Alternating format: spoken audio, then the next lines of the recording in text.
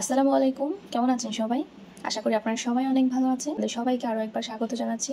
বরাবরের মতোই আমি আমার নতুন আরও একটা কাজ নিয়ে আবারও ফিরে আসলাম আপনাদের কাছে। আশা করি আপনাদের কাছে ভালো লাগবে। আর আজকে আমি দেখাবো কাঠগোলাপের আরও একটা নতুন স্টাইলের নতুন একটা ডিজাইন। যদিও এই ডিজাইনটা আমি আপনাদের সাথে আরও একবার শেয়ার করেছি হলুদ কালার কাপড়ের উপরে, আর আজকে এই পেট্রোল কালার কাপড়ের উপরে আমি এই ডিজাইনটা করব। এখানে আমি প্রথমে একটু হোয়াইট পেস্ট নিয়ে নিচ্ছি, কারণ আমি এখানে যে পাতাগুলো করব সেই পাতাগুলো করার আগে আমাকে হোয়াইট পেস্টের একটা বেস দিয়ে নিতে হবে। আর আমি সবসময় বলেছি যে আপনারা যখনই কোনো ডার্ক কালার কাপড়ের উপরে কাজ করবেন, সেখানে যদি আপনার অ্যাম্বুশ ছাড়া অন্য নর্মাল পেন্টিং করতে যান, সেক্ষেত্রে আপনাকে অবশ্যই একটা বেস দিয়ে নিতে হবে। আর অ্যাম্বুশের ক্ষেত্রে আর বেস দেওয়া দরকার নেই, কারণ অ্যাম্বুশটা যেহেতু সাদা বা যে কোনো কালারই করেন সেটা যেহেতু একটু ভারী করে দিতে হয়, সেক্ষেত্রে আয়রন করার পরে ফুলে উঠবে, সেখানে ওই কালারটা ফুটবে, কোনো সমস্যা হয় না। বাট অ্যাম্বুশ ছাড়া যদি আপনার নর্মাল পেন্টিং করতে যান, সেক্ষেত্রে আপনাকে এখানে হোয়াইট পেস্টের বেস অবশ্যই দিতে হবে। এখানে যে আমি হোয়াইট পেস্টটা ইউজ করতেছি, সেই হোয়াইট পেস্টটা কিন্তু আমি কিভাবে মিক্স করেছি এটার কিন্তু আলাদা ভিডিও আমি দিয়েছি চ্যানেলে, আপনারা কেউ চাইলে চেক করে নিতে পারেন। একটা ভিডিওতে আছে যে কিভাবে হোয়াইট পেস্ট এবং অ্যাম্বুশ মিক্স করে স্টোর করে রাখা যায়। তো তখন যে আমি বানিয়েছিলাম এক কৌটা, সেইটা দেখেই আমি ইউজ করতেছি। আর এই ভিডিওটা কিন্তু আমার আরও 1 মাস আগের, কারণ রমজানের ঈদে আমি এই কাজটা করেছি, তখন ভিডিও করে রেখেছিলাম। এখন সময় সুযোগ বের করে আপনাদের জন্য এডিট করে আপনাদের জন্য আপলোড করে দিচ্ছি চ্যানেলে। তো এই কাজগুলো কিন্তু আমার আগের। কুরবানিদের যে কাজগুলো করবো এখন, সেগুলো হয়তো আপনারা কুরবানিদের পরে পাবেন ভিডিওগুলো, কারণ যখন কাজ করি সাথে সাথে তো আর এডিট করে দেওয়া যায় না, সময় সুযোগ বের করে তারপর সবকিছু করে তারপর দিতে হয়। আমি আপনাদেরকে সবসময় বলি যে মাঝে মধ্যে কিন্তু কাজ করার সময় অ্যাক্রিলিক কালারটা পাশে রাখবেন, কারণ ছোটখাটো কাজে কিন্তু অ্যাক্রিলিক কালারটা উপকারে আসে। যেমন এখানে দেখেন আমি পাতার যে কালারটা করছি, এখানে যে গ্রিন কালারটা আমি ইউজ করতেছি এটা কিন্তু অ্যাক্রিলিক কালার ছিল, আর হলুদ কালারটা আমার অ্যাক্রামিন কালার ছিল।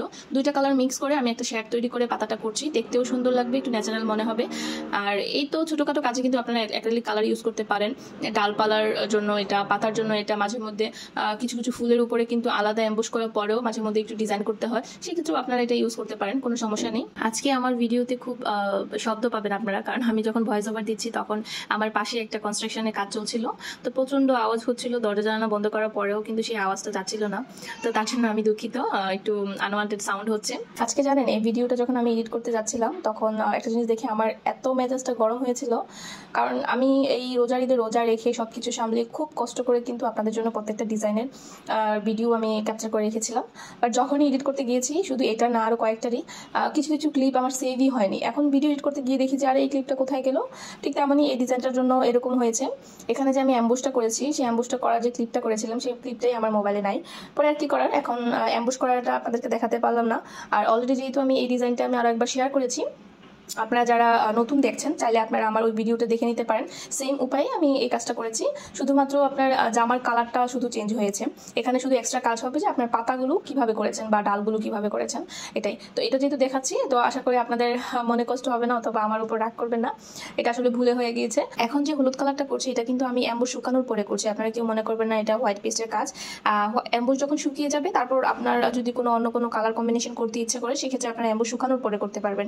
কিছু কাজ আছে অ্যাম্বুশের সাথে মিক্স করে করা যায়, যেমন এক্সাম্পল হিসেবে আমার যে কসমস ফুলের ডিজাইনটা, ওটা কিন্তু আপনি অ্যাম্বুশ শুকানোর পরেও করতে পারবেন। আবার অ্যাম্বুশের সাথে যখন অ্যাম্বুশ দিচ্ছিলেন সাদা অ্যাম্বুশটা, তখন বিভিন্ন কালার মিক্স করে কিন্তু দেওয়া যাবে। তো আপনার যেভাবে করতে ভালো লাগে সেভাবে আপনি করবেন। মেইন কথা হচ্ছে একটা ডিজাইনকে কিভাবে ফুটিয়ে তোলা যায়, ওই ফুটিয়ে তোলার জন্য বিভিন্ন টেকনিক আপনারা ইউজ করবেন। এখন আমি যে অরেঞ্জ কালারটা দিচ্ছি, এটাও কিন্তু অ্যাক্রিলিক কালার, যেহেতু আমাকে এখানে বেশি পরিমাণে ইউজ করতে হচ্ছে না, খুব সামান্য পরিমাণে রং ইউজ করতে হচ্ছে, সেক্ষেত্রে আপনারা এই যে অ্যাক্রিলিক কালারগুলো পাশাপাশি ইউজ করতে পারেন। তো আমি এখানে অ্যাক্রিলিক কালার হিসেবে সবুজ কালার একটা আছে, এটার কোড নাম্বারটা আমার মনে নেই। আপনারা যখন কোডটা কিনবেন, ওই কোডটাতে আপনারা গ্রিন কালার 2টা পাবেন, ঠিক আছে? তো ওখান থেকে আমি গ্রিন কালারটা ইউজ করেছি, তারপর এখানে অরেঞ্জ কালারটা ইউজ করলাম, তারপর একটা আছে কাঠালি কালার।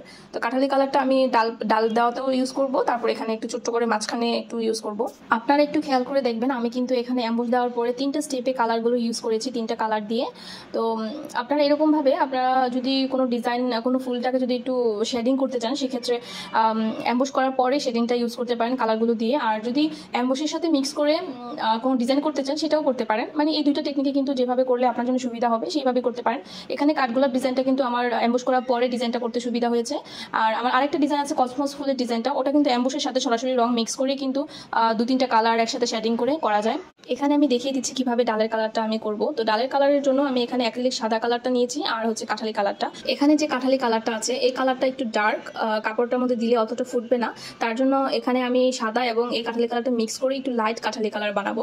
এই যে এখানে দেখতেই পাচ্ছেন আমার কতটুকু লাইট লাগবে, সেই অনুযায়ী আমি এখানে কিন্তু সাদা কালারটা অ্যাড করছি। তো আমি যেভাবে করছি সেভাবে আপনারা ট্রাই করবেন, কারণ অনেকেই এই কালারটা তৈরি করতে পারেন না। তো সোজা সাপটা আপনারা যদি খুব ইজিলি তৈরি করতে চান সেক্ষেত্রে অ্যাক্রিলিক কালারটা ইউজ করতে পারেন। আর সরাসরি যদি আপনার অ্যাক্রামেন কালার দিয়ে ইউজ করতে চান সেক্ষেত্রেও লাল, তারপর হলুদ, সাথে একটু হোয়াইট পেস্ট দিয়ে নেবেন, তাহলে কিন্তু এই কালারটা চলে আসবে। এই তো আমার মোটামুটি অ্যাম্বুশের যে কাজগুলো ছিল এগুলো প্রায় শেষ। এখন শুধু শুকানোর পরে আয়রন করলে এটার ফাইনাল লুক দেখা যাবে। আর এই ডিজাইনটার সাথে মাঝখানে আমি কিছু এমব্রয়ডারি করেছি, মানে আমার যে সেলাই মেশিনে এখানে একটা এমব্রয়ডারি সেলাই হয়, তো সেই সেলাইটাই আমি এখানে একটু অ্যাড করেছি। এখন আপনাদেরকে দেখাচ্ছি আমার এই ডিজাইনটার ফাইনাল লুক, এবং সেই সাথে কিন্তু আপনারা কমেন্ট সেকশনে জানাবেন যে আপনাদের কাছে কেমন লেগেছে। আমি আবারও বলে দিচ্ছি, এই কাপড়টার ম্যাটেরিয়ালস ছিল আড়ং কটন, সেই সাথে পাজামার কাপড়ও ছিল আড়ং কটন, আর ওড়না ছিল অর্গানজা। আমি ম্যাক্সিমাম ওড়নাতেই অর্গানজাতেই কাজ করা হয়। তো আজকে এই পর্যন্ত, আপনারা সবাই অনেক ভালো থাকবেন এবং আমাদের জন্য দোয়া করবেন। ইনশাআল্লাহ খুব দ্রুত আরও একটা নতুন ভিডিও নিয়ে আপনাদের কাছে আবার আসবো। আল্লাহ হাফিজ, আসসালামু আলাইকুম।